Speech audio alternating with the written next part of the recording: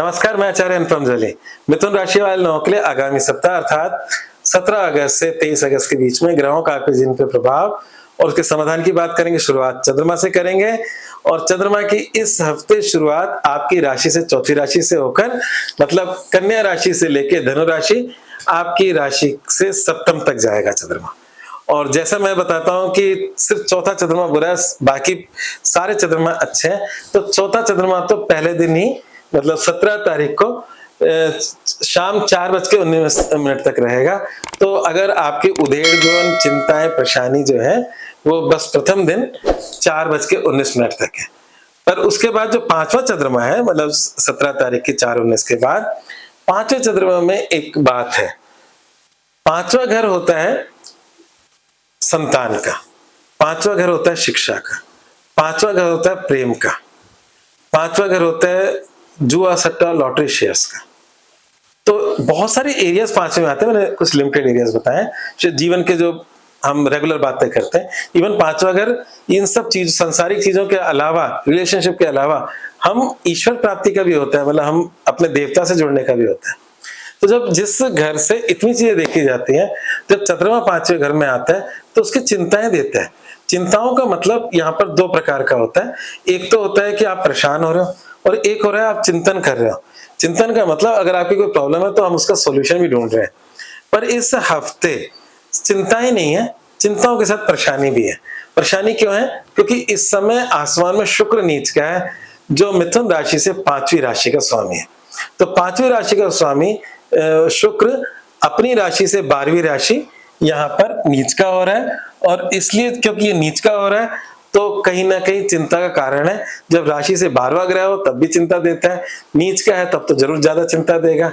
तो इसका मतलब ये है कि इस सप्ताह आपकी चिंता के ये सारे एरियाज रह सकते हैं और आपको शुक्र का उपाय करना ही पड़ेगा अगर आप सुख से रहना चाहते हैं। और चौथा ग्रह ज्योतिष में तनाव देता है, तो शुक्र आपकी राशि से चौथे हैं, नीच के हैं और आपके पांचवी राशि के स्वामी हैं।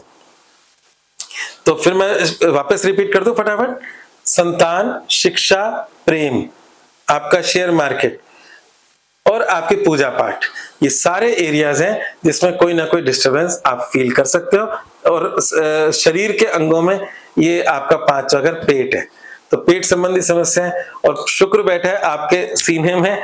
तो कहीं ना कहीं थोड़ी बहुत हमारा सारा सुख दुख हमारे लंग्स और हार्ट से चलता है। जब हम तनाव में होते तो यहाँ पर लो बीपी, हाई बीपी या सांस का क्रम तेज या हल्का पड़ता है। तो इसलिए शुक्र का उपाय जरूर जरूर से करें अगर इस सप्ताह को अच्छा करना है।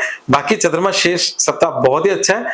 उसके बाद छठा चंद्रमा बहुत पावरफुल होता है, आपको विपदाओं से बचाने वाला होता है, बीमारी उधारी शत्रुता कोर्ट कचहरी के अंदर शुभ लाभ देने वाला होता है। और उसके बाद अंतिम चंद्रमा सातवां चंद्रमा आपके एंटरटेनमेंट का होता है, आपके जीवन साथी का सहयोग प्राप्त करवाता है और आपका अगर पार्टनरशिप बिजनेस है तो उसके लिए भी लाभकारी होता है। तो मैं ये कहूंगा कि सप्ताह की शुरुआत चिंताओं से हो रही है, सप्ताह का अंत प्रफुल्लित मन से हो रहा है। कोई सातवां चंद्रमा मन को प्रफुल्लित कर देता है। सातवां चंद्रमा अपनी राशि को सातवीं दृष्टि से देखता है, तो आपको कहीं ना कहीं पुष्टिदायक फील होता है। तो ये था आपका चंद्रमा का राशिफल। अब और क्या चेंज हुआ है?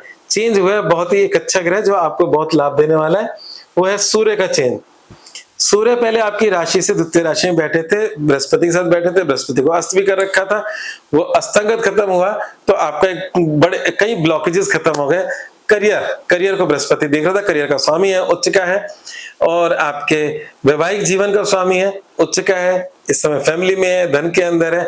यहां से सूर्यदेव आपकी पराक्रम राशि में चले गए और पराक्रम राशि में जाने से कहीं ना कहीं आपके पराक्रम में वृद्धि भी कर रहे हैं। तो शुरुआत मैंने जरूर आपको थोड़ी सी मतलब भयानक सी बताई थी शुक्र की वजह से, परंतु बाकी ग्रह आपके बड़े पक्ष के हो रहे हैं। और सबसे बड़ी पॉजिटिव बात यह है कि अगर स्वास्थ्य के लिहाज से चिंतित इसलिए मत होना, जो मैंने बोला बुध आपकी अपनी राशि मिथुन राशि में बैठा है और स्वयं राशि का बुध पुष्टिदायक होता है, ताकत देता है। तो समस्याओं से हम बचते कैसे हैं?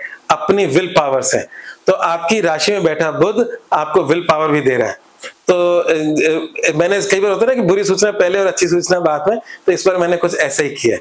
तो आप निश्चिंत रहें, समय आपके मतलब थोड़े बहुत परेशानी के साथ उन सब पे ओवरकम करने की ताकत भी दे रहा है, पराक्रम बढ़ा रहा है, आपके मनोबल को बढ़ा रहा है। आपको स्वास्थ्य के लिए बुध स्वयं राशि का आपको कहीं ना कहीं पुष्टिदायक भी हो रहा है, तो चिंता करने की जरूरत नहीं है, किसी प्रकार की वरी करने की जरूरत नहीं है।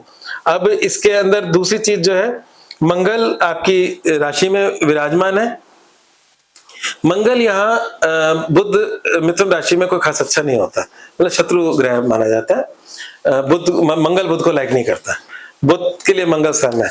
तो यहाँ पर जो मंगल है वो इनकम का लॉर्ड है। आपके इस समय इनकम को लेके शानदार आइडियाज आने वाले हैं, पैसा कमाने के नए रास्ते आप खोजते पाए जाएंगे, क्योंकि आपकी राशि स्वामी बुध और मंगल साथ है। पर साथ में मंगल वो उसी रोग ऋण रिपु जहां से मैंने चंद्रमा को शुभ बताया है, तो उसका भी स्वामी है।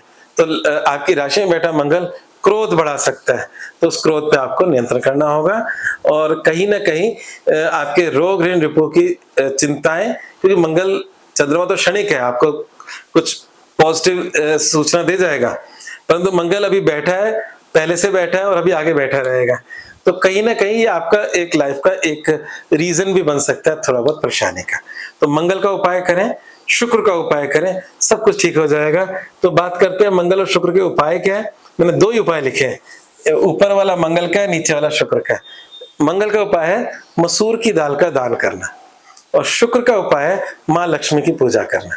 बस ये दो काम करें, अपने हफ्ते को बेहतर बनाएं, साथ ही साथ क्रोध पर नियंत्रण रखें, क्योंकि क्रोध से सब कुछ नष्ट हो जाता है। आज बस इतना ही, धन्यवाद।